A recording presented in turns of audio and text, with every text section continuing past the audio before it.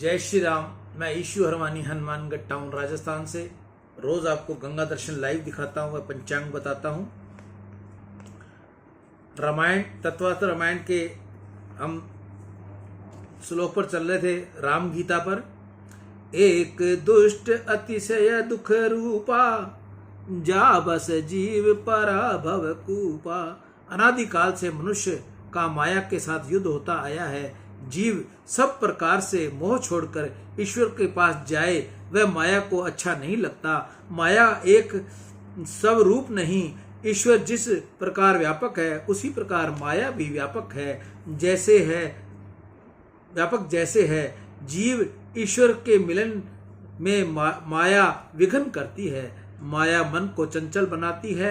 माया जीव को ऐसे समझाती है इस संसार में ही सुख है, स्त्री में सुख है, संपत्ति में सुख है, सतति में सुख है। स्त्री पुत्र घर बार रूप अंधेरे कुएं में जीव को वह फेंकती है। माया अनेक रीति से जीव को ईश्वर से दूर फेंकती है। माया जीव को हराती है, जीव की हार होती है और माया की जीत होती है। जीव शुद्ध चेतन है, परंतु माया के वश में होकर वह बंधन में आता है। जागने के बाद जिस प्रकार सपन का सुख दुख नहीं रहता, उसी प्रकार संसार में से जो जागता है उसे परमात्मा का आनंद स्वरूप का अनुभव होता है। और इस आनंद स्वरूप का अनुभव करने वाले पर संसार के सुख दुख का असर नहीं होता। न जागो तब तक ही सपन है। कदाचित तुमको ऐसी शंका होती हो कि महाराज सारी रात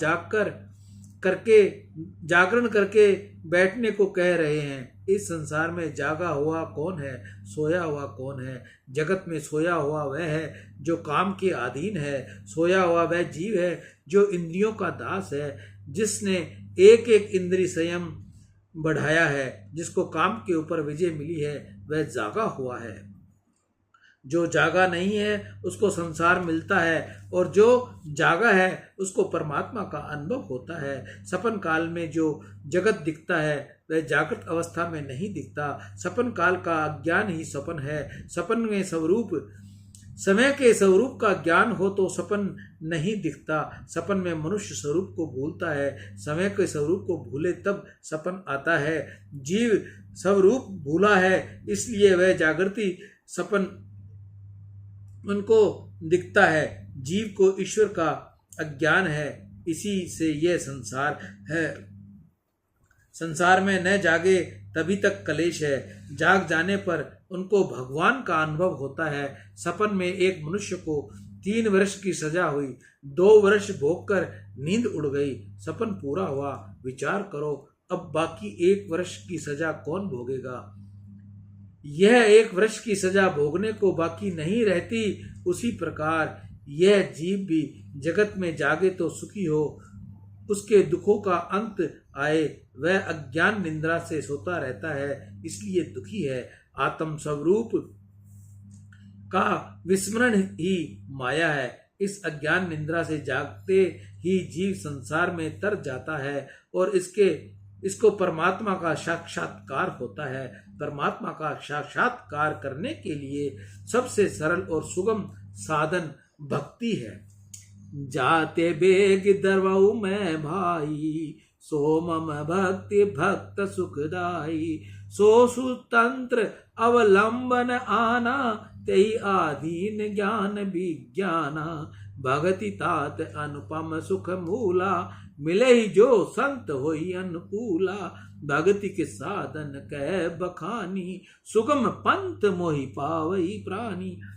परमात्मा की जो सतत भक्ति करता है उसको ज्ञान विज्ञान वैराग्य आदि जल्दी प्राप्त होते हैं और उसको मोक्ष मिलता है। माया से तरने के लिए, उसे जीतने के लिए बहुत साधन है, परंतु भक्त केवल भक्ति से ही अनायास माया को तर जाता है। श्री कृष्ण भगवान ने गीता में आज्ञा की है कि जो मेरी शरण में आता है वह माया को तर जाता है। लक्ष्मण को माया का स्वरूप, परमात्मा का स्वरूप, माया का आवरण, शक्ति और विशेष विक्षेप शक्ति बंद मोक्ष का स्वरूप, भक्ति की महिमा इत्यादि बहु संक्षेप में प्रभु ने समझाई।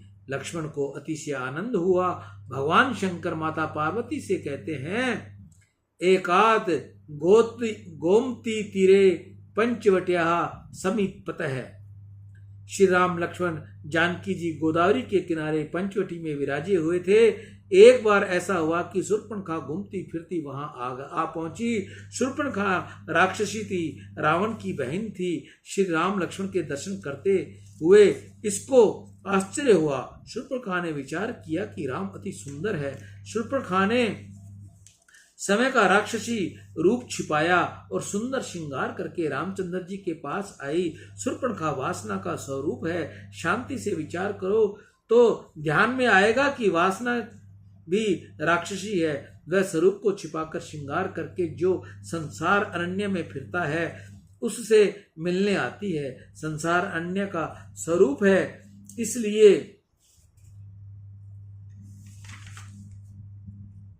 अरण्य कांड में ही शूर्पणखा की कथा आती है। जो संसार अरण्य में फिरता है उसको ही वासना रूपी शूर्पणखा मिलने आती है। कोई पुरुष पर स्त्री को अथवा कोई स्त्री पर पुरुष को आसक्तिपूर्ण देखे, यह पाप है। किसी के सौंदर्य में आंख फंसे तो मानना चाहिए कि आंख ने शूर्पणखा आई हुई है।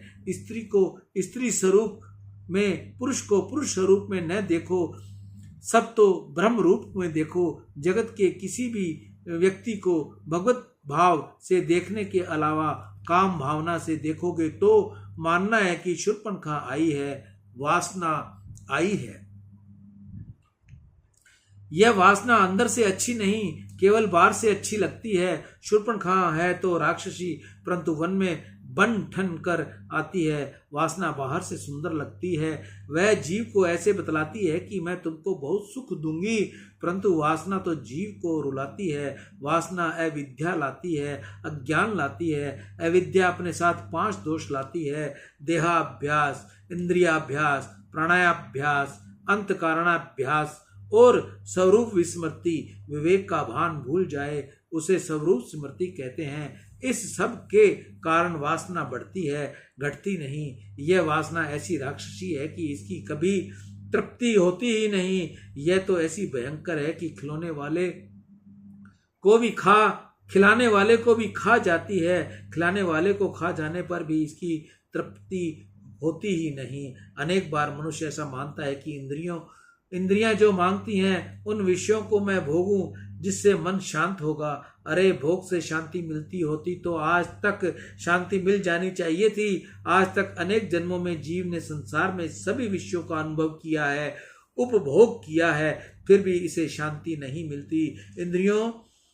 इंद्रियों को जो सुख एक बार दिया वह सुख वह फिर से मांगेगी। इसलिए ऐसी वासना जागे उस समय उस विषयों में भोगने से पहले मन को समझाओ कि आज तक कितना खाया, तृप्ति हुई क्या? विषयों में जब तक आकर्षण है तब तक विषयेच्छा का नाश नहीं होता। विषयों का आकर्षण न रहे तो विषेक्षा का विनाश हो जाता है। वासना में शक्ति भोग से नहीं, त्याग से होती है। शूर्पणखा सुंदर स्वरूप धारण करके श्री रामचंद्र जी के पास आई। श्री रामचंद्र जी का स्वरूप देखकर शूर्पणखा कामाद हो गई। इसलिए रामचंद्र जी से कहा, मैं रावण की बहना हूं। आज तक मैंने विवाह किया ही नहीं थी। वह विधवा, परंतु वह झूठ बोली। तुम सम पुरुष न मोह सम नारी, यह संयोग विधि रचा विचारी। मम अनुरूप पुरुष जग माही, देखो खोजी लोक त्यों नाही। ताते अब नहीं रहो कुमारी, मनु माना कुछ तुम ही निहारी। मुझे अपने लायक कोई सुंदर पुरुष आज तक मिला नहीं, इसलिए मैं कुंवारी हूं। परंतु आज तुमको देखकर मेरा मन कुछ माना है, इसलिए मैं विवाह करने आई हूं। भव भरता मम प्रभो, तुम मेरे साथ विवाह करो। रामायण में लिखा है, शूर्पणखा को जवाब देने के लिए जब रामचंद्र जी ने उसके साथ बात करते थे तब प्रभु की नजर तो सीता जी पर ही रहती थी। राम जी शूर्पणखा के पास जब बोलते थे तब वह शूर्पणखा पर दृष्टि नहीं डालते थे। वासना राक्षसी आंखों के अंदर घुस जाती है। संसार के सुंदर विषयों को देखकर आंख उसके पीछे दौड़ती है। आंख के पीछे मन जाता है। मन जाता है तो ये मेरा नहीं, मुझको मिलने वाला भी नहीं, फिर भी ये पाप करता है। मन में जितने पाप आते हैं आंख के मार्ग से ही आते हैं। आंख बिगड़ी तो मन बिगड़ जाता है। विषय पहले आंख से आते हैं, काम पहले आंख में आता है। काम को अगर आंख में नहीं आने दो तो पीछे वह मन में भी नहीं आएगा। वासना आंख में नहीं आए, इससे आंख को बंद रखो। आंख को बंद रखोगे, आंख को सुरक्षित रखोगे तो मन पवित्र रहेगा।